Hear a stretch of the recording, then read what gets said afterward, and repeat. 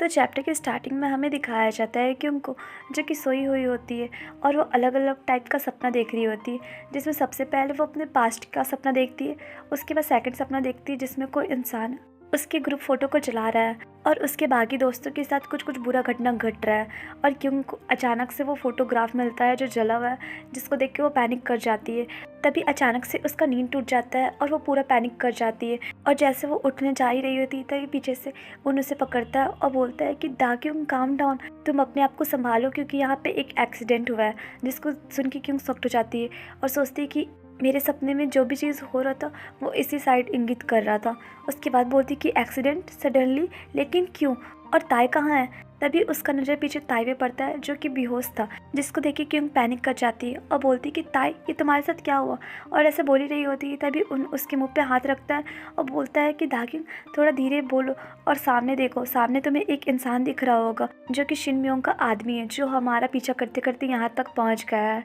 और इस टाइम सिर्फ एक ही पर्सन यहाँ पे, लेकिन जल्दी ही और लोग भी यहाँ पे आ जाएंगे। जिसको सुन के क्यों शॉक्ड हो जाती है और पूछती कि क्या तुम्हें ये सब चीज़ कैसे पता चला। उसके बाद उसकी साइड देखती तो देखती कि उसके हेड पे पूरा ब्लड आ गया है। जिसको देख के पूछती कि तुम्हारा हेड, तो उन बोलता है कि ये बहुत स्मॉल कट है तो इसका टेंशन मत लो, इसके बारे में हम लोग बाद में देख लेंगे। लेकिन सबसे पहले यहाँ का सिचुएशन देखते हैं। इस टाइम यहाँ का सिचुएशन बहुत ही ख़राब है। उसके बाद बोलता ये कार ब्रिज के आधे में लटका हुआ है और ये किसी भी टाइम नदी में गिर सकता है, इसलिए हम लोग को जल्दी से जल्दी इस कार से बाहर निकलना होगा। उसके बाद पूछता है कि क्यों, क्या तुम मूव कर पा रही हो। तो क्यों कुछ नहीं बोलती क्योंकि वो सिचुएशन को समझने की कोशिश कर रही होती है। तभी वहाँ से जेयोंग का गाड़ी जा रहा होता है, लेकिन दोनों एक दूसरे को नहीं देख पाते हैं। उसके बाद सीन शिफ्ट होता है और हमें दिखाया जाता है कि जेयोंग अपना गाड़ी रोककर बाहर निकलता है और लोगों से पूछता है कि यहाँ पे हो क्या रहा है। तो कुछ लोग बोलते हैं कि देखकर ऐसा लग रहा है जैसे यहाँ पे एक्सीडेंट हुआ है, लेकिन तुम टेंशन मत लो, कार में जाकर बैठो, जिसका भी एक्सीडेंट हुआ है वो हॉस्पिटल पहुँच जाएंगे। तो जेयोंग कार के अंदर आकर बैठता है और उसे अच्छा फील नहीं हो रहा होता है, इसलिए वो दाक्युंग, ताई और उन तीनों को कॉल करता है, लेकिन तीनों में से कोई भी उसका कॉल नहीं उठाता है, जिससे जेयोंग थोड़ा परेशान हो जाता है।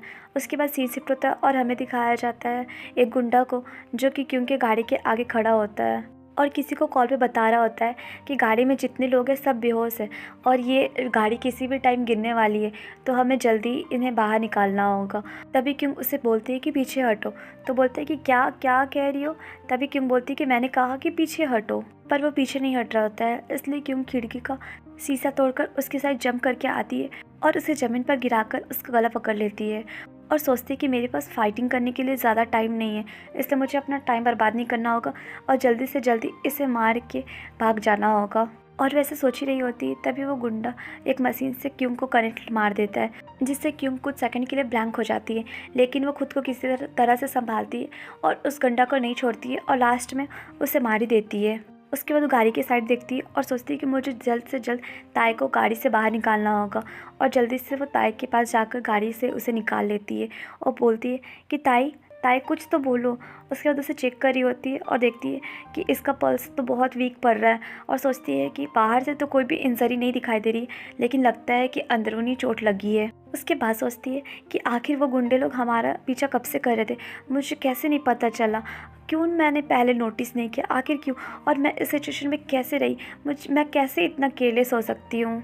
और ऐसे सोचते सोचते वो गाड़ी की साइड देखती है तो देखती है कि गाड़ी धीरे धीरे नदी की साइड झुक रहा है, जिसको देख के वो शॉक्ड हो जाती है और सोचती है कि जल्दी से मुझे उनके पास जाकर उसे बाहर निकालना होगा। और ऐसे सोच के वो जल्दी से उनके पास दौड़कर आती है और बोलती है कि तुम यहाँ पे क्या कर रहे हो, जल्दी से मेरा हाथ पकड़ो और बाहर निकलो, जल्दी करो, लेट मत करो। और तभी अचानक से उसका नज़र उनके बॉडी पे पड़ता है तो देखती है कि उसके पेट के पास एक बहुत बड़ा चीज़ घुस गया है, जिससे कंटिन्यू ब्लड आ रहा है। और ये देख के वो पूरा पैनिक कर जाती है और उसे कुछ भी समझ नहीं आता है कि वो क्या करे। अभी बोलता है कि मेरे करीब मत आओ, मैं नहीं जा पाऊँगा क्योंकि वैसे भी मेरा पैर टूट गया है तो मैं चल भी नहीं पाऊँगा और ये पेट वाले जख्म के कारण बहुत ज़्यादा ब्लड बह रहा है, तो तुम मुझे किसी भी कीमत पे यहाँ से नहीं ले जा पाओगी। वैसे भी तुम अकेले दो बेहोश आदमी को यहाँ से कैसे उठा के लेके जा सकती हो। उसके बाद बोलता है कि दागिंग हमारे पास समय नहीं है, इसलिए तुम ताई को लेके चले जाओ और किसी सुरक्षित स्थान में जाके छुप जाना, प्लीज़ चली जाओ यहाँ से। तो क्यों बोलती कि नहीं, तुम ऐसा सोच भी कैसे सकते हो, मैं ऐसे तुम्हें छोड़कर नहीं जाऊँगी, इसलिए अपना मुँह बंद रखो और जल्दी से अपना हाथ आगे करो, अपना हाथ दो मुझे, मैं तुम्हें यहाँ से ले जाऊँगी। और तुम क्या सोचते हो, मैं एक साथ 2 आदमी को नहीं लेके जा सकती, मैं आराम से लेके जाऊँगी, मुझे कोई दिक्कत नहीं होगा, इसलिए प्लीज़ तुम अपना हाथ जल्दी करो, हमारे पास टाइम नहीं है, जल्दी प्लीज़ जल्दी अपना हाथ आगे करो। तो उन बोलता है कि दागिंग मुझे तुम्हें कुछ बोलना है, बात ये है कि तुम कभी मत सोचना कि इसमें तुम्हारा गलती है, बल्कि मैं ही बदनसीब हूँ। जो भी मेरे क्लोज़ रहता है या मैं जिसके क्लोज़ रहता हूँ, पता नहीं क्यों वो मेरे से दूर चले जाते हैं, और मुझे जिस चीज़ से सबसे ज़्यादा डर लगता है, पता नहीं क्यों वही चीज़ हो जाता है। और मुझे समझ नहीं आता कि ये सब चीज़ मेरे साथ ही क्यों होता है, मेरे साथ रहने वाले की जान क्यों चली जाती है, और ये सवाल आज भी मेरे लिए बहुत ही मिस्टीरियस है। और वो आगे कुछ कुछ बोल ही रहा होता है, तभी क्यों का नज़र जाता है गाड़ी पे, जो कंटिन्यू नीचे की साइड झुक के जा रहा होता है, और वो जब तक कुछ बोल पाती या कुछ कर पाती, उससे पहले ही कार नदी के साइड गिरने लगता है, और देखते ही देखते वो कार नदी में गिर जाता है, जिससे क्यों पूरा पैनिक कर जाती है, लेकिन वो कुछ भी नहीं कर पाती, और इधर उन पानी की गहराई में डूबते जा रहा होता है, और पास्ट का मोमेंट याद कर रहा होता है। जब वो छोटा था तब उसकी मॉम उसे लोरी गा गा कर सुना रही थी और उसे सुला रही थी। उसके बाद वो याद करता है कि वो जब बड़ा हो गया था और ऐसे बरसात के सीज़न में अपनी मॉम से मिलता था, क्योंकि बरसात के सीज़न में सही से कुछ दिखाई नहीं देने के कारण सुरक्षा में कमी होती थी, और ज़्यादा गार्ड भी कहीं तैनात नहीं होते थे, और सिग्नल की अस्थिरता के कारण सुरक्षा भी उतना अच्छे से नहीं हो पाता था। और इन बरसात के दिनों में पहाड़ी रास्ते पर सिर्फ चांदनी के सहारे ही चला जा सकता था, और किसी चीज़ पर भरोसा नहीं किया जा सकता था, क्योंकि सब कुछ अस्त व्यस्त होता था। और इस टाइम बहुत ज़्यादा अंधकार होती थी जिस टाइम मैं अपनी मॉम से मिलता था, क्योंकि यही वो समय था जिस टाइम मेरी मॉम मेरे से मिलने आती थी, और मेरी मॉम मेरे से मिलने इतने दूर से इसलिए आती थी ताकि वो मेरे साथ टाइम स्पेंड कर सके और मेरे साथ बातें कर सके। उसके बाद वो पास्ट का मोमेंट याद करता है जिस टाइम उसकी मॉम उससे मिलने आई होती है, तो बोलता है कि मॉम आप मुझसे मिलने आ गई। तो मॉम बोलती कि हाँ, और पूछती है कि तुम्हारा सब कुछ कैसा चल रहा है। तो उन बोलता है कि जैसा पहले चलता था वैसे ही है, कुछ ज़्यादा अंतर नहीं है, बस वही ट्रेनिंग करो, प्रैक्टिस करो। उसके बाद बोलता कि मॉम आपको पता है कि मैंने अपनी क्लास में जियो जित्सु सीखा है। तो उसकी मॉम बोलती कि चलो ये तो अच्छा बात है। उसके बाद बोलती कि एक्चुअली मैं बहुत चिंता में थी जब से मुझे पता चला कि तुम्हारी बॉडी में चोट लगा हुआ है। तो उन बोलता है कि मॉम ये छोटा सा इंजरी है जो मुझे ब्रेक फॉल खेलने में लग गया, बस और कोई बात नहीं है, इसलिए आप ज़्यादा परेशान मत होइए। तो उसकी मॉम 2 लॉलीपॉप निकाल कर देती है और बोलती कि ये लो तुम्हारे लिए, आज से तुम स्मोक मत करना, और मैं तुम्हें कितना बार बोली हो ना कि स्मोक करना छोड़ दो। उसके बाद बोलती कि तुम्हें क्या लगता है तुम ये सिगरेट का स्मोक छुपाने के लिए एयर फ्रेशनर का यूज़ करोगे और छुप जाएगा? नहीं, मैं तुम्हारी मॉम हूँ, कुछ भी नहीं छुप सकता मेरे से। उसके बाद पूछती कि 2 साल तक हम लोग दोनों एक दूसरे को नहीं देखे, तो क्या तुम इसके लिए बहुत उदास हो? क्या अब तुम मेरे से झगड़ोगे इसके लिए? तो उन बोलता है कि नहीं मॉम, मैं नहीं झगड़ूंगा, इसलिए आप इसके बारे में मत सोचिए। उसके बाद पूछता है कि मॉम कि वो बच्ची कैसी है और उसका लाइफ कैसा चल रहा है। तो उसकी मॉम बोलती है कि कौन? उसके बाद बोलती अच्छा दाक्यूंग। उसके बाद बोलती कि वो हमेशा से ही नॉटी रही है और आज तक चेंज नहीं हुई, और तुम्हें पता है अगर मैं उससे बोलूँगी कि ये मत करो तो भी वो बॉडीगार्ड बन के मेरा सारा काम करती है, और इवन मुसीबत वाला काम भी। और मैं चाहती हूँ कि वो मुसीबत से दूर रहे, मैं बहुत कोशिश करती हूँ कि जो भी खतरा है उससे दूर रहे, लेकिन पता नहीं क्यों वो बार बार खतरा में ही कूद जाती है, और ये टैलेंट उसके पास कहाँ से आया मुझे अभी तक समझ नहीं आता। उसके बाद उन सोचता है कि मेरी मॉम जब भी उस किड के बारे में बात करती है हमेशा उनकी आंखों में चमक आ जाता है उसको सोचकर, और वो बच्ची मेरी मॉम की डेली लाइफ का एक अहम हिस्सा बन गई है। और एक बार वो मुझे उसका नाम बताई जिससे मुझे उसके बारे में कुछ पता चला, और मॉम यही उम्मीद करती है कि मैं उस बच्चे से दोस्ती करूं, और मॉम भी उस बच्चे के साथ दोस्ती करके रहना चाहती है। उसके बाद उन बोलता है कि मॉम आपको पता है ना कि मैं आपसे क्या कहना चाह रहा हूँ? तो उसकी मॉम बोलती है कि हाँ मुझे पता है। उसके बाद बोलती है कि तुम्हें पता है उससे आज बड़ी मुश्किल से मैं सेपरेट हो पाई हूँ, और उसे बहाना बना के मैं तुमसे मिलने आई हूँ। उसके बाद उन बोलता है कि ठीक है। उसके बाद बताता है कि मॉम आपको पता है मुझे कितना मेहनत करना पड़ा ताकि मैं वो डिवाइस को हटा सकूं, मैं कितना मुश्किल से सब कुछ ढूंढा हूं और हटाया हूं। तो उसकी मॉम बोलती है कि चलो अच्छा काम किए। उसके बाद उसकी मॉम बोलती कि देखो मेरा फ़ोन देखो, देखो वो इस टाइम क्या मैसेज की है। उसके बाद उन ये सब देखकर सोचता है कि मेरी मॉम हमेशा उसके बारे में बात करते रहती है और उसके बारे में बात करते करते वो बहुत ज़्यादा खुश होती है। और मॉम इसी तरह से छोटी छोटी चीज़ें मुझे बताती है जिसको सुन के मुझे बहुत अच्छा लगता है।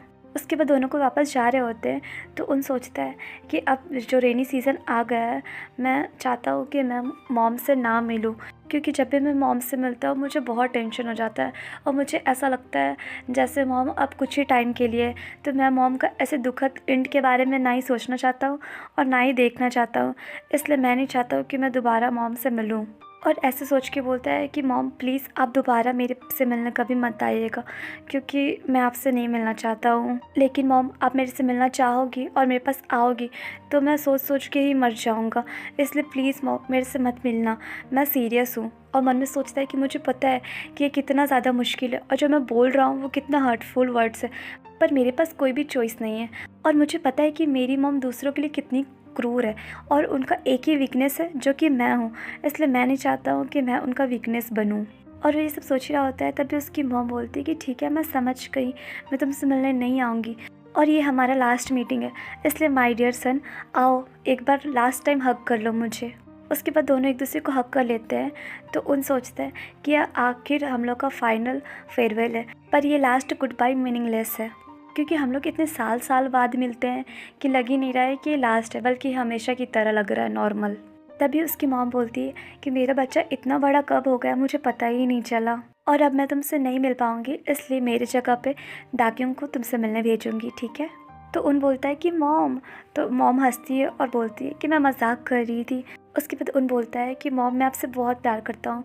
तो उसकी मॉम भी बोलती है कि मैं भी तुमसे बहुत प्यार करती हूँ, इसलिए तुम अपना हमेशा ध्यान रखना और खुद को हर्ट होने से बचाना। तो उन बोलता है कि हाँ मॉम अपना ध्यान रखूँगा। उसके बाद उन सोचता है कि मैं उम्मीद करता हूँ कि मॉम का लाइफ ऐसे अजीब तरह से ख़त्म ना हो, मैं चाहता हूँ कि मॉम बहुत लॉन्ग लाइफ जिए। उसके बाद सीन प्रेजेंट में शिफ्ट होता है और उन डूब रहा होता है पानी में और ये याद कर रहा होता है कि मैं हमेशा उम्मीद करता था कि मेरी मॉम का कभी भी दुखद मृत्यु नहीं होगा, लेकिन मैं जैसा सोचता था उससे कहीं ज़्यादा दुखद था और मैं चाहकर भी कुछ नहीं कर पाया। और इसलिए मैं अपनी मॉम से नफ़रत भी करता हूँ, क्योंकि मॉम कभी भी मेरा बात सुनी नहीं और हमेशा अपने ही मन का करी और हमेशा मुसीबत के पास गई, और मैं इतना पावरलेस था कि मैं कभी कुछ नहीं कर पाया।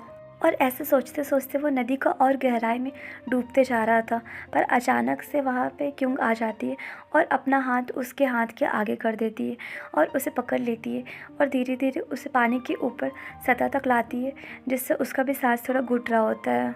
तो गाइस ये चैप्टर यहीं पे एंड हुआ और आप लोग मुझे कमेंट करके ज़रूर बताइएगा कि आपके अकॉर्डिंग आगे क्या हो सकता है, और प्लीज़ चैनल को लाइक शेयर एंड सब्सक्राइब कीजिए। Bye bye.